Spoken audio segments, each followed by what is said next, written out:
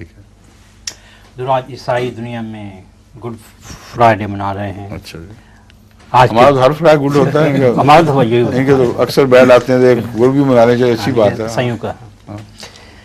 और आज के दिन सलीबी वाक़े की रोशनी में हम किस तरह बेहतर तौर पर ईसाइयों और ख़ुसूसन गैर अहमदी मुसलमानों को समझाएँ कि हज़रत ईसा अलैहिस्सलाम का बतौर एक बशर जिसमें खाक के साथ नहीं, जरूर आज ही समझाना है इनको। आज दिन ये अपने मसरूफ तवज्जो नहीं, पहले ही कम तवज्जो देते हैं, आज तो उन्हें मारना भी है आपको अगर आप उनको समझाने जाएंगे। क्या हमें गुड फ्राइडे मनाने दो आराम से, बस करो, काफ़ी हो गई। जब नॉर्मल मूड होंगे, जब तवज्जो के रास्ते दोबारा कायम हो, उस वक्त उनको समझा देना, अभी छोड़ें। ईद वाले दिन को आ गया ना आपके पास ईसाई, तब आपको समझ आएगी क्या रद्द-ए-अमल होता है। ठीक है, खाते पीते हैं, जब शराब शुरू पियेंगे, छोड़ें इनको अपने हाल पे। आगे